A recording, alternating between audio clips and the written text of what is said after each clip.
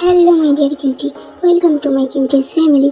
আজকে আমরা কথা বলবো বিটিএস এর জিমিনকে নিয়ে, যিনি আবারও গুঞ্জনের কেন্দ্রবিন্দুতে 2025 সালের 27 আগস্ট সং দাইয়ন নামে এক কোরিয়ান অভিনেত্রী টিকটকে একটি ভিডিও শেয়ার করেছেন, যেটা দেখে আর্মিরা একেবারে হতবাক। ভিডিওতে দেখা যাচ্ছে জিমিন লিফটের দরজা খুলে বের হচ্ছেন আর সং দাইয়ন হাসছিলেন। ভাইরাল ক্লিপে যা শোনা যাচ্ছে তাতে মনে হচ্ছে জিমিন কিছু কথা বলেছেন, তবে তার কথাগুলো নিশ্চিতভাবে বোঝা যাচ্ছে না, তাই আমরা এখানে কেবল মুহূর্তটাকেই দেখাচ্ছি। ভিডিওটি দ্রুত ভাইরাল হয়, কিন্তু পরে সেটিকে ডিলিট করা হয়। এই ঘটনার পর থেকেই নতুন করে ডেটিং রুমার শুরু হয়। আসলে জিমিন এবং সং দাইয়ন এর নাম এই প্রথমবার শোনা যাচ্ছে না। 2022 সালে প্রথমবার গুঞ্জন শুরু হয় অ্যাক্সেসরিজ, ইনস্টাগ্রাম পোস্ট আর একই জায়গায় দেখা যাওয়ার কারণে।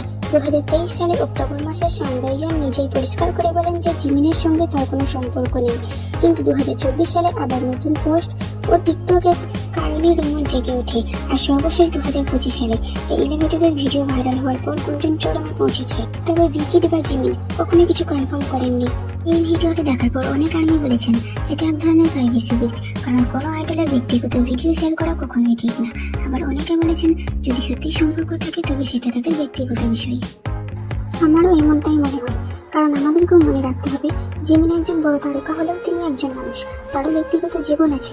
অফিসিয়াল স্টেটমেন্ট না আসা পর্যন্ত সবকিছুই কেবল গুজব। তাই আর্মি হিসাবে আমাদের কাজ হলো তাকে সাপোর্ট করা, ভালোবাসা। তো তোমাদের কি মনে হয় নিচে কমেন্ট বক্সে জানাতে ভুলো না। যদি ভিডিওটা ভালো লাগে তুমি লাইক, কমেন্ট, শেয়ার ও সাবস্ক্রাইব করে দিও। আর জিমিনের জন্য ভালোবাসা পাঠাতে ভুলো না। See you in the next video. Bye bye.